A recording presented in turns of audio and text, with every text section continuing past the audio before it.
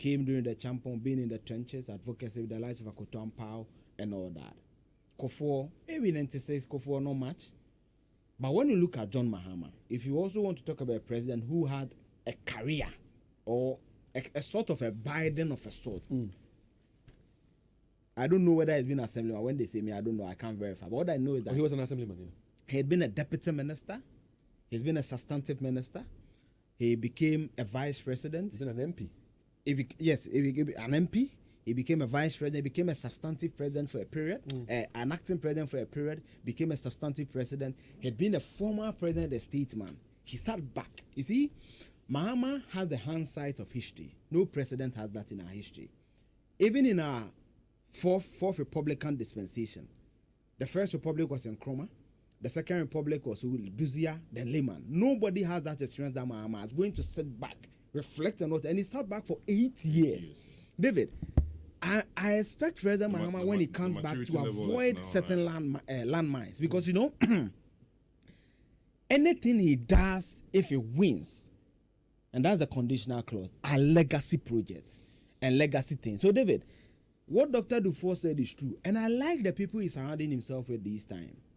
The likes of Dr. Dufour. For me, undoubtedly, our best finance minister in this republic. The number speaks for itself. Longest single decade inflation in 32 months.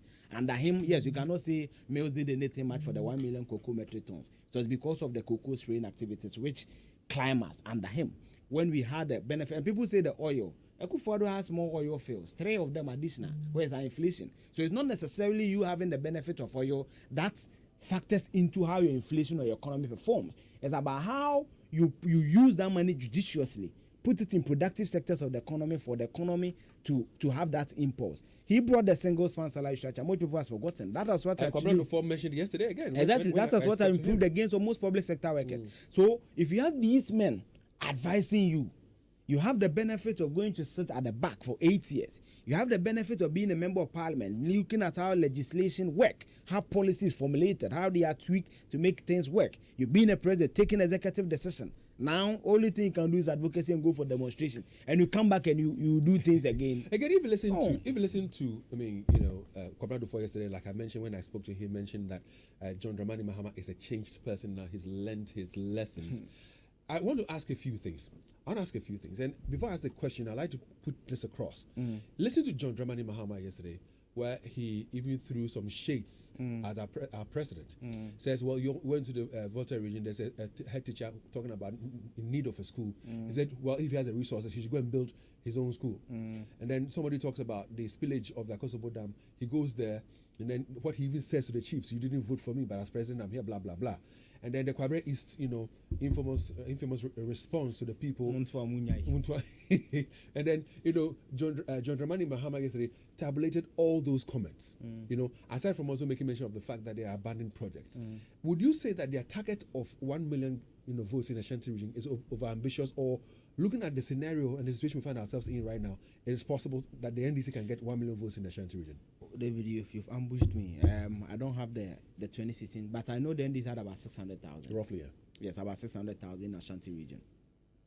Now, this is how I answered. Good morning to Dr. Jones Opoku, he's listening. David, you see what he said, and I've said this before. The last time when the president said that he didn't develop Elmina because Ekonfi, that enclave, because they didn't vote for him, and even gave them that they didn't vote for him. When he made a comment about Atmepe, I had a lot of, is it flags or flakes? People, saying that I'm defending the president. So we have a lot of flags here. Flags. When I said that, I didn't think he meant it the way people were saying.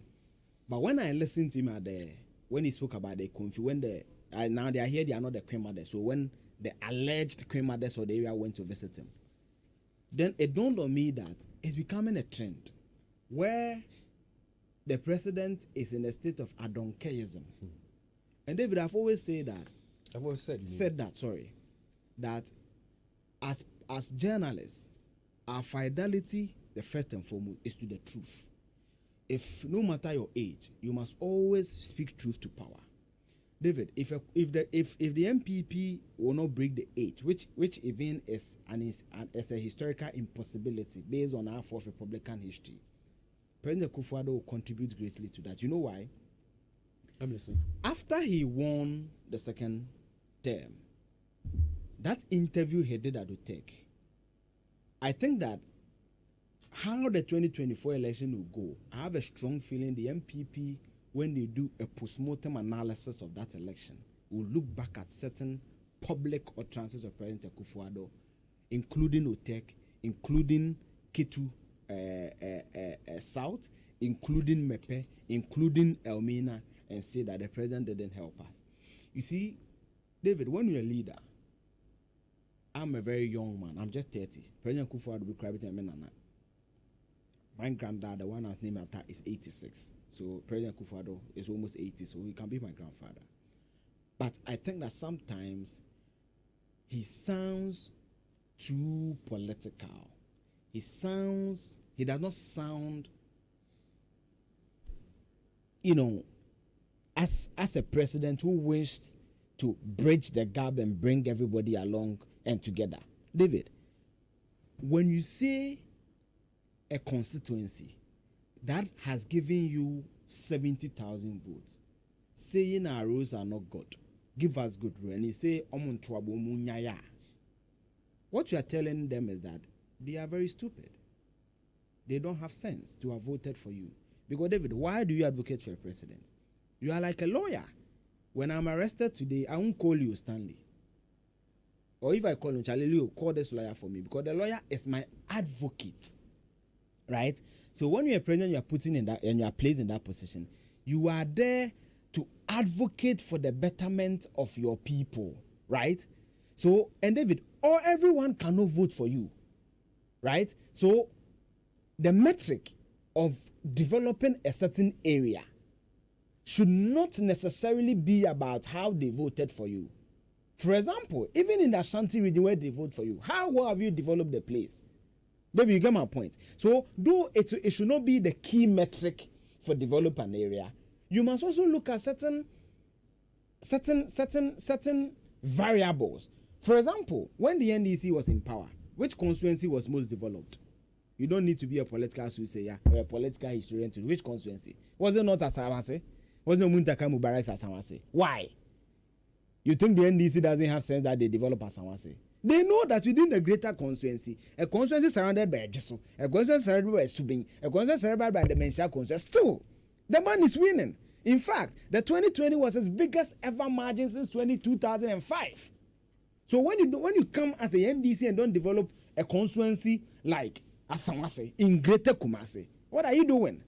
It's a politically suicidal endeavor that you're engaging in. So for me, the public utterances of the president is worrying. And David, you see, it reflects in how some of their party executives even speak. You see, they've gotten to the point and sometimes politics is very interesting. That's why some of us cannot do active politics. You see, Nkofo said something in 2005. Power can trick you. The NPP today, and it starts from the president, the utterances he make, the National Council chaired by my former neighboring MP, Hakman Osei-Tutu, called the president to order. CK tell them will not allow President Akufo-Addo to say this. And you see, when you are the council, I do not think that the neck of the NPP are the stooges of President Akufo-Addo stooges. They should be able to tell him that certain public utterances are hurting the gains of the party. Because if I'm in Kwabre, and I voted for you. I will never. I voted for you. Say these things to me. But to wrap up, and listeners, we'll be activating the phone lines in the next minute or two.